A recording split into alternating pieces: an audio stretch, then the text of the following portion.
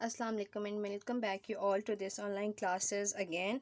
Today I'm going to teach you a topic um, of English, and that topic is in this book, which is Understand and Communicate Book 1. So you have to get this book to get that topic which is in this chapter. So now let's start today's work. So I'm going to open this book on page number 143.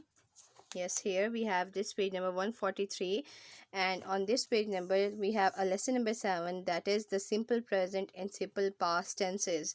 Firstly, we will get what is the simple present tense and what is the simple past tense. After getting these two terms, we will move towards this back exercise of this chapter. Some of we will done together, and then I will assign you one exercise as for your practice, which you people will do by yourself. You may do on your books, or some of the students or many of you, if you don't have this book, that is English Understand and Communicate Book 1, you may download this book from the Google, and then you can have this chapter on that soft form of book, and then you can solve all the back exercises of this chapter. But moving towards the back exercises of this chapter, let me tell you about what is the simple present tense and what is the simple past tense. So we have two type of tenses here. One is simple present, and then we have simple past, but firstly we will have simple present. So basically in every sentence or in every tense there are three main components, and those three main components are subject, verb and object. Subject is a person who does something in a sentence, verb is a word which expresses an action, and object is a thing onto which work is being done or is done. Got it? So we do a little bit changes in these three components according to the requirement of the tenses. So we have this tense simple present. So in the case of simple present tense,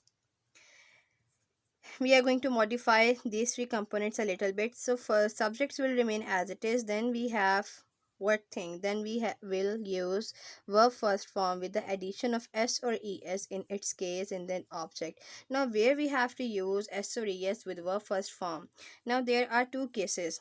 The first case is that if your subject comes in a singular form, that it means if the subject is a thing which is singular, which is one, or a person that is one in number, then that thing is known as the subject singular. Then you will have to use verb first form with the addition of s or es with it. But in the second case, if you have your subject in the plural form, like we, you, there, more than one people, a person, or a thing in a sentence, then you will only use verb first form with it, not with the addition of s or es. So this is the very simplest rule for simple present tense, in which you just have to keep in your mind that subject is of two kinds. First is singular and the second one is plural. If you have singular subject, then you will use verb first form with the addition of s or es. For example, verb first form is like eat. I am going to add s with it. So this is the verb first form with the addition of s or es. But in the second case, if you have only singular subject, that is plural, then you will only use verb first form, that is like eat. Only eat, not s or es at its end. So this is the simple, you may say, key pointer rule for simple present tense. Just you have to keep in mind the subject category, and then you will write verb first form according to the subjects. The remain of the sentence will remain as it is. After this, the second part we have is simple past tense. Now what is simple past tense and how is it? Simple past. So past is basically a thing that is done in our previous time, that we had done. So in the case of simple past tense, we again have three main components, that are subject, verb and object, and I have told you what is the subject, what is object and what is verb.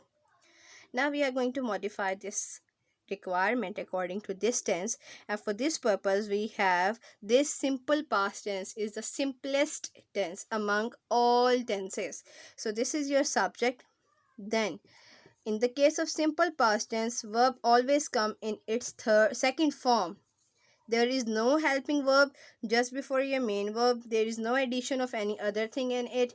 You only have to do write your subject. Either your subject is singular or plural, you will write verb second form with all the subjects. There is no helping verb required for affirmative or simple sentences for the simple past tense, and then your object.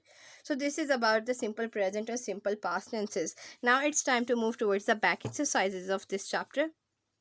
So for this purpose, I'm going to have a book, and the book is over here.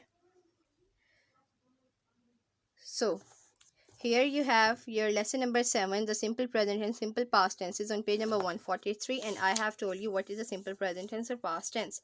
Now here we have this first exercise, in which what we have to do.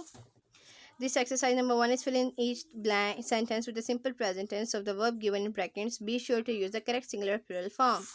Now in all these sentences, they have given us verb in the bracket, and we have to use or we have to fill this blank with the simple present tense. Now fish dash in water. The plural form of fish is also fish. So fish is not a single fish in the whole ocean or sea. There are a number of fishes, fish in water. So here this subject is plural one. So fish live in water. The students, this is the plural subject because there is more than one student. So we will write the students read. This is the first form of verb without s or es.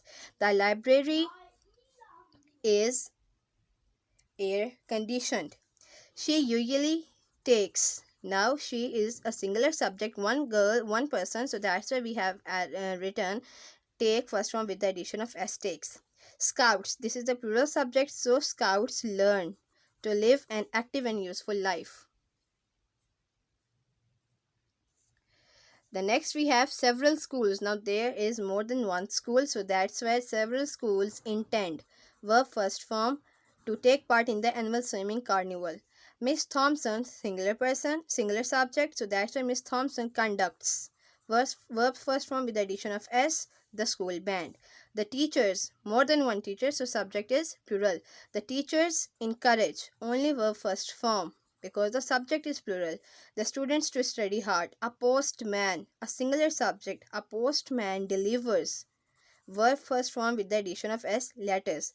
This club dash many members. This club has a single place. So this is exercise number 1. After this,